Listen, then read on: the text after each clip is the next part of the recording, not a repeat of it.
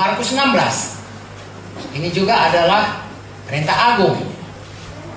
Markus 16 ayat 15. Lalu ia berkata kepada mereka, pergilah ke seluruh dunia, beritakanlah Injil kepada segala makhluk. Siapa yang percaya akan dibaptis dan diselamatkan. Siapa yang tidak percaya akan sama ya perintahnya. Yaitu pertama, beritakan Injil kemana? Seluruh dunia. Ya, jadikan semuanya murid, kemudian baptislah mereka. Lalu di sini ditambahkan tanda-tanda ini, seperti yang kita katakan tadi, akan menyertai orang-orang yang percaya. Mereka akan mengusir setan-setan demi namaku. Mereka akan bicara dalam bahasa-bahasa yang baru bagi mereka, terutama bahasa roh. Mengapa? Kita perlu Roh Kudus untuk bisa menjadi saksi memberitakan perintah agung ini. Tidak bisa dengan kekuatan sendiri, harus dengan kuasa Roh Kudus. Lalu dikatakan lagi di sini, mereka akan memegang ular dan sekalipun mereka minum racun maut, mereka tidak akan mendapat celaka. Mereka akan meletakkan tangannya atas orang sakit dan orang itu akan sembuh. Inilah tandanya. Kita sudah praktekkan semalam. Amin. Dan seterusnya, bukan cuma semalam, seterusnya. Ya kan Pak Pendeta? Amin. Haleluya. Sesudah Tuhan Yesus bicara demikian kepada mereka, berangkatlah ia ke sorga, lalu duduk di sebelah kanan Allah. Ayat 20. Mereka pun pergilah memberitakan Injil ke segala penjuru, dan Tuhan turut bekerja dan meneguhkan firman itu dengan tanda-tanda. Tadi malam kita lihat begitu banyak orang yang sembuh. Haleluya. Bebas. Amin. Selamat. Amin.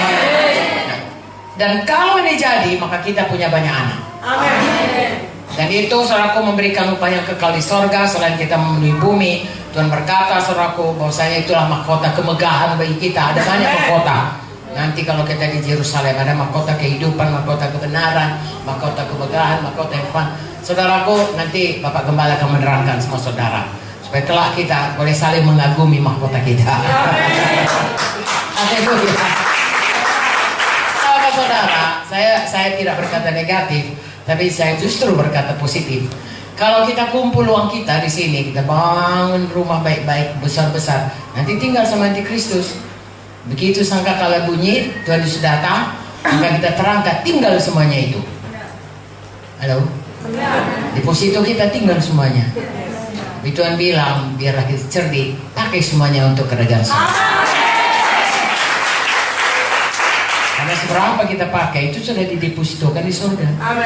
Itulah menjadi harta kita yang kekal, yang tidak bisa dimakan gengar. Bagus kita semuanya, saudaraku, diberkati Tuhan. Pakai itu untuk memberkati orang lain. Pakai itu membangun kerajaan sorga.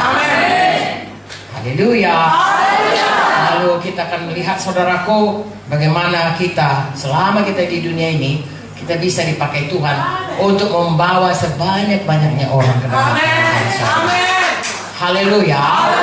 Jadi saya dan saudara, Kisah 1 ayat 8 berkata supaya kita dipenuhkan Roh Kudus untuk itu. Ya, Yerusalem, Judea, Samaria sampai ke ujung bumi. Ya, Lubuk Linggau saudaraku, Sumsel saudaraku, Sembasa, kemudian Sumatera, Jawa, Indonesia, ya, Asia, sampai seluruh dunia. Tidak ada yang mustahil, saudara. Saudara siapkan diri saudara, lengkapi diri saudara. Tuhan akan membawa saudara setiap perkara kecil kepada perkara yang besar. Amin, saudaraku. Jadi prakteknya ini seperti tadi malam, saudaraku, kita ke KR, ya. Sebenarnya kalau cerita-cerita gini nggak siap-siap ini sampai kapanpun. Tapi ini yang simpel saja untuk saudara bisa praktekkan ke tahun depan. KKR tadi malam, ya. Ada berapa banyak jiwa baru?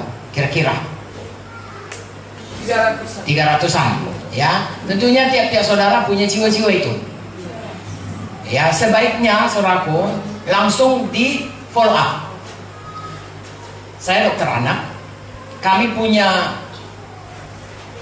namanya kematian, ya.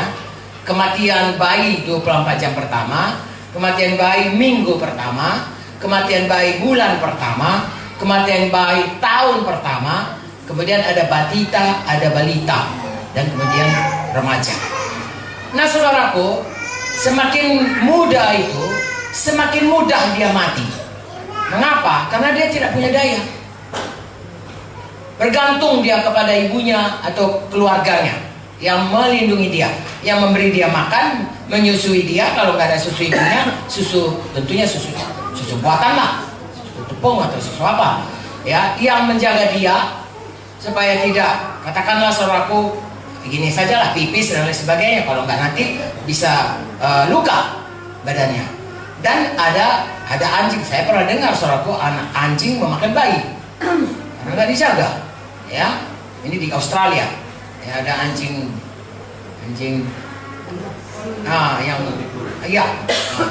makanya bayi itu kedapatan dan ibunya saya kira dituntut karena kelalaian. Nah, perlu orang tua, perlu keluarga, perlu abang-abang. Jadi di dalam sidang ini pun saudaraku, ini keluarga Allah. Amin. Gereja ini namanya keluarga Allah, namanya tubuh Kristus, namanya bait Allah, banyak perumpamaan. Tapi salah satu keluarga Allah. Amin. Jadi abang-abang, apalagi kalau bapak-bapak, pemimpin, harus menjaga jiwa baru. Amin. Harus menggembalakan mereka. Amin. Harus merawati dan mendidik mereka. Amin. Sama seperti bayi lah, seperti saya katakan tadi. 24 jam pertama sebenarnya harus kita kunjungi. Karena dia mulai dapat tekanan. Orang-orang di sekitarnya, ya kalau memang sekitarnya itu juga sudah selamat, tidak banyak tekanannya. Dan kalau dia generasi pertama yang selamat, artinya orang pertama selamat di dalam rumpun keluarganya, itu biasanya tekanannya kuat. Nah saudaraku, hal seperti itu itulah kasih Kristus menggerakkan kita untuk melaksanakan perintah agung. Selesai penginjilan, harus pemuritan. Amin. Muridkan mereka. Bahkan kita harus muridkan dia sampai bisa memuridkan orang lain lagi. Amin. Di hari pertama, paling tidak saudaraku, untuk hari KKS berikut. Ini kan hari Rabu ya. Kapan KKS saudara? Mungkin hari Kamis. Kalau tidak, mungkin minggu depan. Kebaktian. Saudara tanggung jawabin gitu. Ya, seperti bayi tadi. Kalau bayi-bayi saudaraku tidak diurus, bayi-bayi itu mati. Bahkan kalau pengalaman kami di kedokteran itu, bayi-bayi walaupun dikasih makan tapi tidak digendong, tidak didekat, mati juga. Begitulah perlunya kasih sayang itu. Amin. Apalagi rohani. Ya, kita datang, kau udah datang kau balik ke gereja. Bayi nggak bisa datang sendiri, harus digendong kemari, saudara. Ya, kau sudah selamat, kau punya Roh Kudus, kau datang, nggak bisa. Ya. Saya mengaku saudaraku, sudah saya lahir baru, kemudian diundang ke gereja, nggak mau saya. Capek saya, yang mengundang saya di Pamunti. Ya. Saya selamatnya di Jakarta, seperti saya saksikan itu. Lalu saya balik ke Medan, lalu diajaknya saya ke gereja.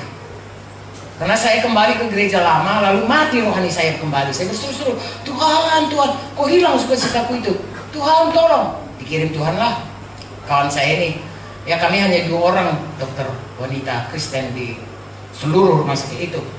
Jadi datang dia tahu saya sudah selamat, saudaraku. Bilangnya, ayolah kau datang ke gereja biar kita ini. Terus dia bilang, iyalah, aku jemput kau ya. Ya, dijemputnya saya, saudaraku. Ada aja dari saya. Aku tadi malam jaga nih, capek berasa, pikirlah kau. Baik dia saudaraku. Bukan udah jauh-jauh datang kau, memang nggak tahu untung kau, nggak saudaraku. Ya, minggu muka ya, katanya. Ya ada nanti, minggu muka saudaraku. Kau kan nggak jaga, kan mau kak? Malas aku nih. Gigi lagi dia. Saya kira 4-5 minggu baru hari. Saya pergi bukannya karena saya bermenyala-nyala, enggak. Kesian pula, jahat kali aku, kawan ini udah datang berkali-kali, nggak sampai hati ya. Padahal waktu saya diantar, dijemputnya itu dan dibawanya, tahu gak saudara, dia menjemput banyak orang selain saya. Begitulah dia sangat berapi-apinya, saudara. Sekarang dia sudah dipanggil Tuhan, adik ipar saya, akhirnya menjadi adik ipar saya. Nah begitulah saudaraku, ya seharusnya kita merawat ya bayi-bayi rohani yang baru lahir baru itu sehingga mereka tumbuh baik. Ya.